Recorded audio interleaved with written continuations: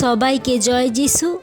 ঈশ্বরকে ধন্যবাদ করি যে আজকে আবার একবার আমাকে সুযোগ করে দিয়েছে তার বাক্যকে তোমাদের মাঝে আনার জন্য।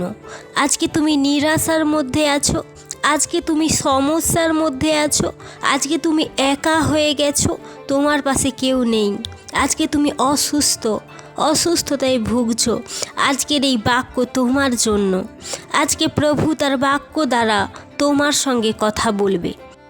গীত সংহিতা 50 অধ্যায়ের 15 পদ।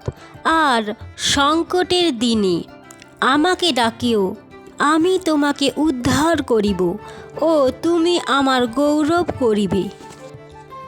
বাক্য বলছে আজ তুমি সংকটের মধ্যে আছো, আজ তুমি সমস্যার মধ্যে আছো। প্রার্থনা পারে একমাত্র তোমার সংকটকে দূর করতে, তোমার সমস্যাকে দূর করতে। তাই পরমেশ্বর বলছে তার বাক্য দ্বারা যে তুমি আজ সমস্যার মধ্যে আছো, তুমি আজ আমার কাছে প্রার্থনা করো, তুমি আজ আমার কাছে চাও, আজ তুমি আমাকে ডাকো, আজ তুমি আমার কাছে বলো, আমি অবশ্যই তোমাকে উত্তর দেব। ইব্রিয় 4 অধ্যায়ের 12 পদ। কেননা ঈশ্বরের বাক্য জীবন্ত ও কার্যসাধক এবং সমস্ত দ্বিধার খড়গ অপেক্ষায় তীক্ষ্ণ এবং প্রাণ ও আত্মা, গ্রন্থি ও মজ্জা এই সকলের বিভেদ পর্যন্ত মর্মভেদী এবং হৃদয়ের চিন্তা ও বিবেচনার সূক্ষ্ম বিচারক। ঈশ্বরের বাক্য বলছে প্রত্যেকটা বাক্য বিশ্বাসীদের জন্য। আজকে যদি তুমি বিশ্বাসী হও, আজকে যদি তুমি পরমেশ্বরকে গ্রহণ করে থাকো, আজকে পরমেশ্বরের বাক্য জীবন্ত আর কার্যসাধক। আজকে তোমার এখানে বাক্য বলছে যে জীবন্ত ও কার্যসাধক, সব কিছুকে জীবন্ত করতে পারে পরমেশ্বরের বাক্য।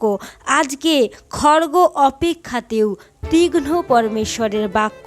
আজকে যদি তোমার রোগ থাকে, আজকে তুমি এই বাক্য দ্বারা পাঠ করো, এই বাক্য দ্বারা প্রার্থনা করো যে প্রভু আজকে তোমার বাক্য সর্বশ্রেষ্ঠ, আজকে তোমার বাক্য জীবন্ত, আজকের এই বাক্য দ্বারা আমার শরীরের প্রত্যেকটা রোগ দূর হবে। আজকে প্রভু তুমি কথা দিয়েছো আমার জীবন থেকে প্রত্যেকটা সমস্যা দূর হবে।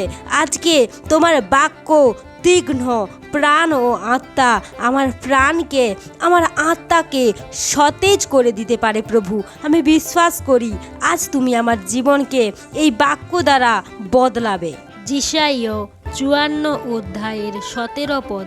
যে কোনো অস্ত্র তোমার বিপরীতে গঠিত হয় তাহা সার্থক হইবে না, যে কোনো জিহা বিচারে তোমার প্রতিবাদিনী হয় তাহাকে তুমি দোষী করিবে।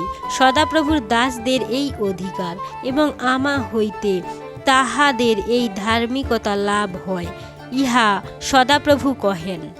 আজ পরমেশ্বরের বাক্য বলছে যে কোনো সমস্যা তোমার বিপরীতে আসছে, যে কোনো রোগ তোমাকে গ্রাস করতে আসছে, যে কোনো নিরাশা তোমাকে ঘিরে রেখেছে, কিন্তু সদাপ্রভুর বাক্য বলছে তা কোনো কিছুই তোমার জীবনে সার্থক হবে না, কারণ পরমেশ্বর তোমার সঙ্গে আছেন। তিনি সেগুলোকে সার্থক হতে দেবেন না। তিনি আজ তোমার সঙ্গে আছেন, তিনি তোমার ঢাল হবেন, তিনি তোমার সকল বিপদ থেকে তোমাকে রক্ষা করবেন।